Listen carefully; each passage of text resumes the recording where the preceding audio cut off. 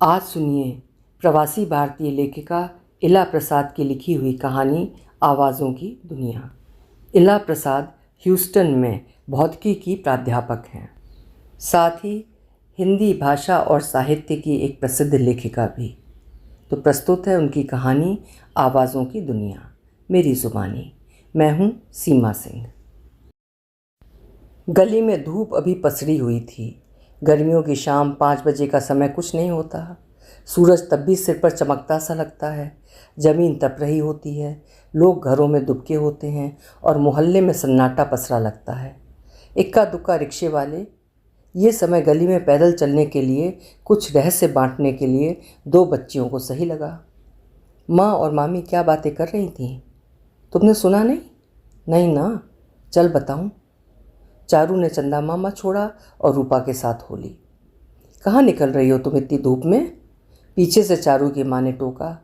ये बस गली के मोड़ तक, चिक्कू को घुमा लाएंगे। नहीं, अभी धूप है। थोड़ी दूर तो है, अच्छी हवा चल रही है, घर में बंद है दिन भर, जाने दीजिए ना फुआ। रूपा ने चिरौरी की। अच्छा जाओ, ज़्यादा इधर उधर मत जाना, सीधे भाभी के पास। हाँ। रूपा ने चारू को इशारे से बुलाया और दोनों बाहर निकल आईं। भाभी ने अलसाते हुए दरवाज़ा खोला। 10 वर्ष की रूपा उनकी दूर के रिश्ते से ननद है और गली के छोर का आखिरी मकान उनका है। वे जिस किराए के मकान में हैं वो इन दोनों के घरों के बीच पड़ता है। इस गली के अगले छोर पर रहने वाली 11 साला चारू रूपा की फुफेरी बहन है। उनका 1.5 साल का बेटा चिक्कू इन बच्चियों का प्रमुख आकर्षण है। आज भी आ पहुँची। दोनों डटी हुई हैं कि चिक्कू को घुमाने ले जाएंगी बाबा गाड़ी में। भाभी को लगा कम से कम आधे घंटे के लिए जान छूटी। शरीर सीधा कर लें, फिर चाय बनाएंगी। उमेश के लौटने तक ये लोग लौट आएंगी। जब वे बाबा गाड़ी में चिक्कू को डालकर घर से बाहर निकली, तब तक सचमुच शाम हो गई थी और ठंडी हवा चलने लगी थी। रूपा ने मोर्चा संभाला। सदा की दादी अम्मा, पाको मामा। चारू को जानने की उत्कंठा। कभी कायदे से सुन जो नहीं पाती बड़ों की बातें, हालांकि आसपास ही बैठी होती हैं। अभी रूपा मिली है, इसको सब पता होगा। पता है वो बनर्जी साहब है ना हमारे किराएदार, उनकी दीपू घर से भाग गई। कब? चारू ने अविश्वास से मुंह बनाया। कल। उसके माँ बाबा में खूब लड़ाई होती है ना, लगता है इसीलिए चली गई। रूपा ने अपनी अकल लगाई, फिर जोड़ा, घर में चिट्ठी छोड़ गई है कि मुझे मत खोजना। सब कहते हैं कलकत्ते गई है, वही तो बता रही थी माँ फुआ को। माँ पिता में लड़ाई हो तो घर से भाग जाना चाहिए। चारू सोचने लगी। उसे ये उचित नहीं लगा, चुपचाप रूपा के साथ चलती रही। लेकिन ये सच था कि सारे रहस्य ऐसे ही खुलते हैं चारू के लिए। कोई कुछ बतला देता है, कोई कुछ समझा देता है, कान में फुसक देता है तो सुन लेती है। कभी आधी अधूरी अधकचरी बातें भी। आज भी वो चेहरे से निर्विकार लेकिन मन में नई मिली जानकारी को गुनती हुई सांझ ढले घर वापस लौटी। किसी से कुछ पूछना भी नहीं, डांट पड़ेगी। रूपा ने समझा दिया है। उससे भी किसी ने कुछ खास नहीं पूछा। उसने दूध पिया, एक रोटी खाई और फिर चंदा मामा पढ़ते पढ़ते सो गई। स्कूल में चारू का उठा हुआ हाथ हवा में झूल गया। नेली दी ने इस बार भी उसे सवाल का जवाब नहीं देने दिया। रीना, तुम बोलो, पानीपत की दूसरी लड़ाई किस ईस्वी में हुई? विभा, तुम? नेली दी, आप मुझे क्यों नहीं बोलने देती? चारू ठुनकी। उसी नेली दी अच्छी लगती हैं और इसलिए इतिहास भी। हर बार तुम ही बोलोगी। मैं जानती हूँ तुम्हें सही जवाब मालूम है। ये लड़कियाँ जो पढ़ती नहीं, इन्हें पढ़ाना है मुझे। नेली दी चारू की तरफ प्यार से देखकर मुस्कुरा दी। क्लास में खुसफुस शुरू हो गई। क्लास के बाद खेल के मैदान में उसे रीना ने रगड़ा, श्यामली और सुषमा साथ में। जब नेली दी बोलती हैं तब तो सब सुनाई देता है और जब हम बोलते हैं तो सुनाई नहीं देता। कबड्डी। जानबूझकर नहीं सुनती, हम सब समझते हैं। मेरी सांस नहीं रुकी थी। तुम हारी, मैं धीमे बोल रही थी, कबड्डी कबड्डी ऐसे। सुषमा अपना मुंह चारू के कानों के पास ले आई, फिर गुस्से से बोली, तुम अपने कान डॉक्टर को दिखाओ। तुम क्या कम सुनती हो? चारू, बुरा मत मानना, लेकिन मुझे लगता है ये रीना थी। जी नहीं, मैं सब सुन सकती हूँ, नहीं खेलूँगी, जाओ। दृढ़ स्वर में बोलती हुई, गुस्सा दिखाती हुई चारू अलग जा खड़ी हुई, सबसे दूर। कभी नहीं जानने देगी किसी को कि वो कम सुनती है। कितनी शर्म की बात है। रात का समय। भाई कहीं से अमीन सयानी का कैसेट उठा लाया है। 2 in 1 को घेर कर सब खड़े हैं। बिना का गीतमाला में अमीन सयानी की आवाज़ गूंजती है और आखिरी पायदान पर है ये गीत। जय जय शिव शंकर। चारू सुनती है, गुनगुनाने की कोशिश करती है और अटकती है। जो तूने मुझे थाम न लिया सौरभ जी, ठाका लगाता है भाई। नहीं, मेरा नाम नहीं है इस गाने में। बताइए ना क्या गाती है। चारू मिन्नतें करती है, आकुल है जानने के लिए। दीदी मुस्कुराती हैं, छोटी बहन हंसती है, ही। इसे तो सुनता ही नहीं। कोई नहीं बताता, कोई नहीं देखता। सांवली सलोनी चारू का रुआसा हुआ आया चेहरा। चारू खूब पढ़ती है, बड़ी बड़ी किताबें। कोर्स की किताबों के सिवा भी बहुत कुछ, कहानी, उपन्यास, कविता की किताबों में डूबी रहती है। खूब अच्छा ध्यान है उसका। चारों तरफ के हो हंगामे में भी पढ़ लेती है। किताबें उसे बहुत अच्छी लगती हैं। वे उस पर हंसती जो नहीं। धीमे बोल, सुन लेगी ना। वो ऊंचा सुनती है, ऐसे भी डूबी है किताबों में। कितना पढ़ो, खूब मन लगा हो। वे अपनी गति से अपने सहज स्वर में बातें करती रहीं, बगल में बैठकर। रूपा की माँ चारू की माँ से, ननद भाभी। चारू को गुस्सा आया, उठकर दूर जा बैठी। वो हाव भाव से पकड़ लेती थी कि उसी के बारे में कुछ बातें हो रही हैं। कान लगाया।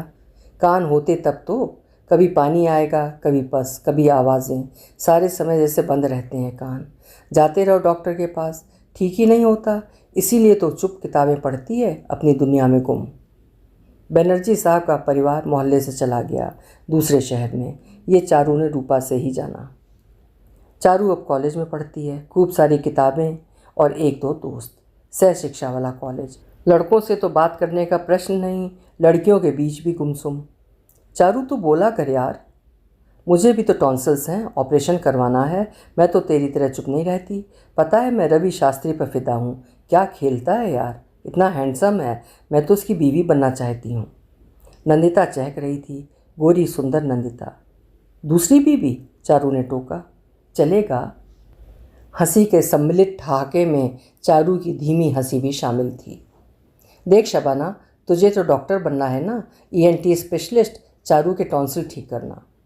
लेकिन मुझे साइनस की बीमारी भी है। चारू के बोल फूटे। हाँ, वो भी ठीक हो जाएगा, ईएनटी का ही मामला है। हाँ, उससे मन बहुत ख़राब लगता है, इसलिए तू चुप रहती है ना। शबाना ने सहानुभूति जताई। हाँ, टॉन्सिल्स की वजह से कान भी भारी रहते हैं। हाँ, ये होता है। चारू ने आश्वस्त की सांस ली। झूठ काम कर गया था। हंसती खिलखिलाती लड़कियों का झुंड गर्ल्स कॉमन रूम में प्रवेश कर गया। इसे पढ़ना अच्छा लगता है, इसे पढ़ने दो। चारू की माँ पिता रात के भोजन के बाद आपस में धीमे स्वर में बात कर रहे थे। इतना कम सुनती है, कैसे होगी इसकी शादी। इतना पैसा भी नहीं कि ऑपरेशन ही करवा देते। कान के पर्दे में जो बड़ा छेद है उस पर चिप्पी लगा देते हैं डॉक्टर। टिम्फोप्लास्टी कहते हैं उस ऑपरेशन को। कहते हैं तब ठीक सुनाई पड़ने लगता है। लेकिन बहुत बार ऑपरेशन फेल भी हो सकता है। चारू बहुत कमज़ोर भी है, इसका ऑपरेशन सफल होगा क्या। इसे पढ़ने दो, अपने पैरों पर खड़ी हो जाएगी तो इसका शायद ब्याह भी हो जाए। ना हो तो आत्मनिर्भर तो होगी। पढ़ना तो अच्छा लगता ही है उसे। चारू को रेलवे में छोटे अफसर उसके बाबूजी ने कहा है कि वो जितना चाहे पढ़ेगी, कोई नहीं रोकेगा उसे। चारू को नहीं पता उन्होंने आपस में क्या बातें की हैं। चारू खुश है। खूब पढ़ने वाली चारू यूनिवर्सिटी में आ गई है। एमए कर रही है सोशियोलॉजी में। खाली पीरियड में सब लड़के लड़कियां साथ बैठते हैं, गाते हैं, गुनगुनाते हैं, नोट्स बनाते हैं। प्रोफेसर के कैरिकेचर से लेकर दुनिया भर की बातें और हंसी मजाक करते हैं। सब दोस्त हैं। बाहर छात्र छात्राओं का ग्रुप है जिसमें चारू भी है। अशोक उसे ध्यान से देख रहा है। क्या हुआ, चारू ने नज़र उठाई। मैं तुम्ही से पूछ रहा हूँ तीसरी बार, तुमने फाइनल एग्ज़ाम के लिए नोट्स बना लिए। किस दुनिया में रहती हो तुम, सुनती ही नहीं। अब चारू ने कमरे में नज़र दौड़ाई। सब उसे देख रहे हैं और हंस रहे हैं। गज़ब का कंसंट्रेशन है यार, टॉप करेगी। हाँ, मैं कुछ सोच रही थी। इतना मत सोचा करो, शेयर किया करो, कुछ हम भी सोच लेंगे। सम्मिलित हंसी। चारू उठ खड़ी हुई। अनूप गा उठा, रुक जा वो जाने वाली, रुक जा। चारू को रुकना नहीं था, उसे तो नौकरी तक पहुंचना था, कैसे रुक जाती। हमारा क्या दोष है।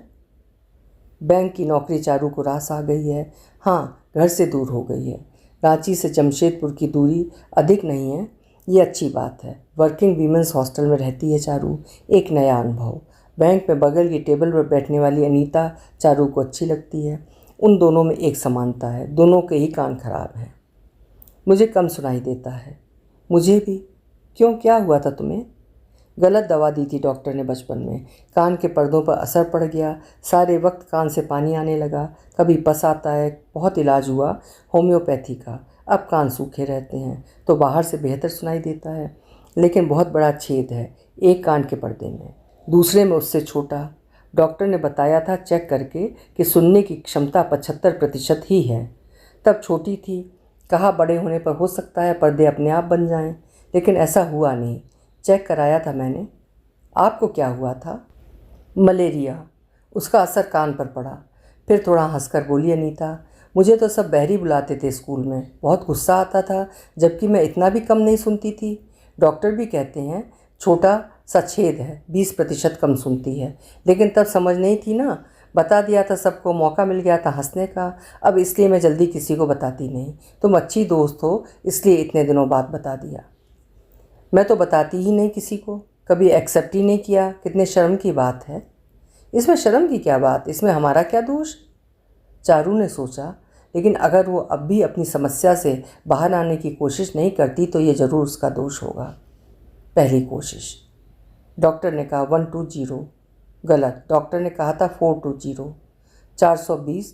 तुम्हारा कान अभी भी ठीक नहीं हुआ। ये प्रतीक था, छोटे भाई सा, उसकी टांग खिंचाई में अव्वल, लेकिन दिल का भला। सब खिलखिलाकर हंसे, चारू भी सहज मुक्त हंसी, जीवन में पहली बार। अपनी नौकरी के बूते जमा किए पैसे से अपने कान का ऑपरेशन करवाकर चारू खुश है। बैंक की नौकरी ने उसे दोस्त दिए हैं। चारू को अब नहीं छुपाना किसी से कुछ भी। वो तो बाहर आ गई अपनी समस्या से। अनीता ने ही साहस दिया, वही आसपास रही ऑपरेशन के वक्त। माँ बापू तो रुक नहीं सकते थे, घर जो देखना था। बस एक दिन रुके और वापस हॉस्टल पहुँचा कर चले गए। आजकल चारू बौखलाई सी घूमती है। अचानक ही उसके चारों ओर आवाज़ें ही आवाज़ें हैं। उसके चलने से चप्पलों से आवाज़ होती है, घड़ी की टिक टिक परेशान करती है, रजिस्टर के पन्ने पलटने से भी आवाज़ होती है। इतनी सारी आवाज़ें, इतना शोर है दुनिया में। भौरे सचमुच कान में गुनगुन करते हैं, कवियों की कल्पना नहीं है ये। सड़क पर गाड़ियों का शोर कितना ज़्यादा है। कमरे के अंदर बंद खिड़कियों में भी भोर की आहट पहुंच जाती है, चिड़ियों की आवाज़ के साथ। तेज़ हवा सनसन करती है, आवाज़ की भी आवाज़ होती है। रोमांचित है चारू, बौखलाई हुई है चारू, मुग्ध है चारू। आवाज़ें आवाज़ें आवाज़ें, कितनी आवाज़ें हैं दुनिया में, वो 25 सालों में पहली बार जान रही है। सोचो तो कितनी अजीब बात है। फिर चारू ने सोचा, उसने जाना तो अगर कभी जान ही ना पाती। वो खुशी बहुत दिन कायम न रही। एक दिन बरसाती मौसम में फिर से कान में पानी आया। वो भागी डॉक्टर के पास। आई एम सॉरी, जवाब मिला। ऐसा होता है, निम्फोप्लास्टी के 80% ऑपरेशन ही सफल हो पाते हैं। चारू बाकी के 20% में आती है। चारू का नसीब। चारू फिर से बौखलाई हुई है। आवाज़ें गुम, जिंदगी मुँह चिढ़ा रही है। दूसरी कोशिश। चारू घर आई है, 3 बरस हो गए उसे नौकरी करते हुए। अब तो शादी हो ही जानी चाहिए। उसकी शादी के लिए रायपुर में बात तय हुई है। उसे उस लड़के से मिलना है, बात करनी है। वो भी स्टेट बैंक में है। बात बनी तो कल को ट्रांसफ़र करा सकती है। मुझे अपने कान चेक कराने हैं फिर से। अगर उसकी बात ठीक से न सुन पाई तो क्या जवाब दूंगी? मुझे सुनने की मशीन लेनी है। इतनी अच्छी तो मशीनें आती हैं अब, कान के पीछे लगाने वाली। मैं अपने पैसे से ख़रीद लूँगी। चारू घबराई हुई है, चारू डरी हुई है। वो शादी करना चाहती है। माँ ले जाती है डॉक्टर के पास। इतनी तो ख़राब नहीं है इसकी सुनने की क्षमता। फिर लड़की का मामला है, मशीन दे दूँ और बात कट जाए इसी बात पर तो? सोच लीजिए, मैं तो कहूँगा शादी के बाद ये सब सोचिए। डॉक्टर ने उसके कान चेक करने के बाद फरमाया। चारू को बेहद गुस्सा आया। उसे श्रवण यंत्र चाहिए, लेकिन ये डॉक्टर देगा नहीं। माँ किसी और के पास भी नहीं ले जाएगी।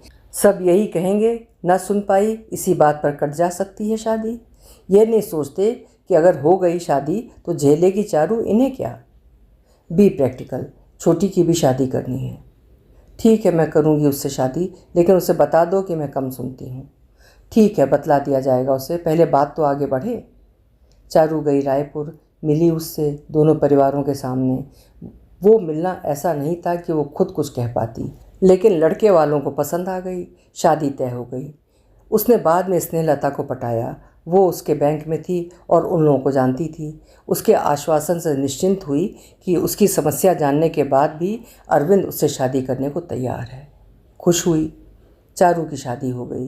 शादी के साल बीतने से पहले ही वो रायपुर पहुंच गई अपनी नौकरी के साथ। आखिरी कोशिश। किस दुनिया में रहती हो? कुछ बोल रहा हूँ मैं, सुना करो। चारू ने असहाय भाव से नज़रें उठाई। जानते तो हो कम सुनती हूँ, जरा जोर से बोला करो। अरे वाह, ये कब हुआ? नई खबर? स्नेहलता ने नहीं बताया। उसने तो कहा था कि बतला दिया है कि तुम मुझसे शादी करने को तैयार हो, तब भी मुझे तो किसी ने नहीं बताया। अच्छा धोखा है। गुस्से में बड़बड़ाता अरविंद कमरे से बाहर हो गया। वो पीछे पीछे आई। तुम्हें किसी ने धोखा नहीं दिया, कम से कम मैंने तो नहीं दिया। मैं तो शादी के लिए मिलने से पहले ही श्रवण यंत्र खरीद लेना चाहती थी कि तुम्हें ठीक से सुन सकूं। तो लिया क्यों नहीं? फिर कुछ कहने सुनने की ज़रूरत ही ना होती, मैं पहले ही मना कर देता। मशीन वाली लड़की से शादी करके अपनी बेइज्जती थोड़ी करवाता। तुमने देखी भी है कभी वो मशीन?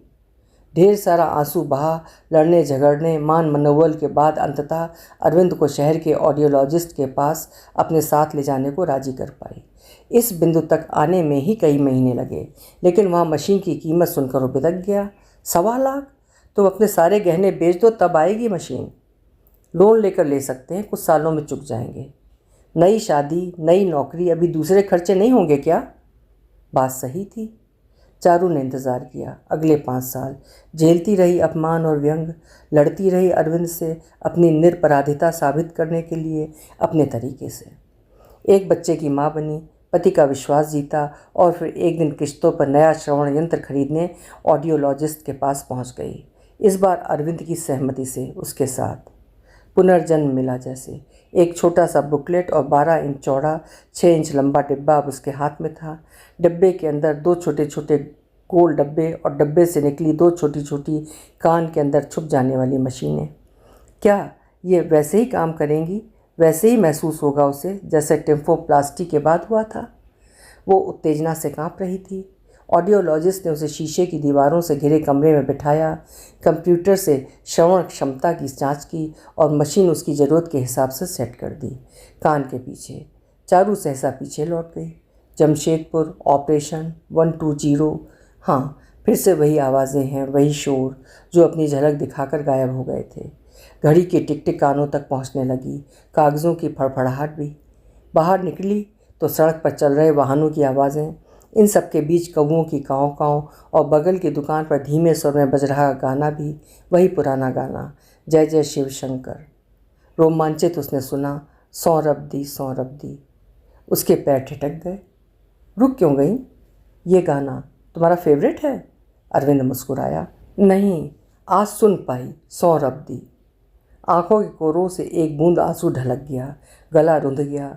अरविंद ने अबूझ नज़रों से उसे ताका। चारू ने होंठ भींचे, पर्स से रुमाल निकाला, आंसू पोंछा और सहज होने की कोशिश करते हुए साथ साथ चलने लगी। कुछ कहने की इच्छा ही न हुई।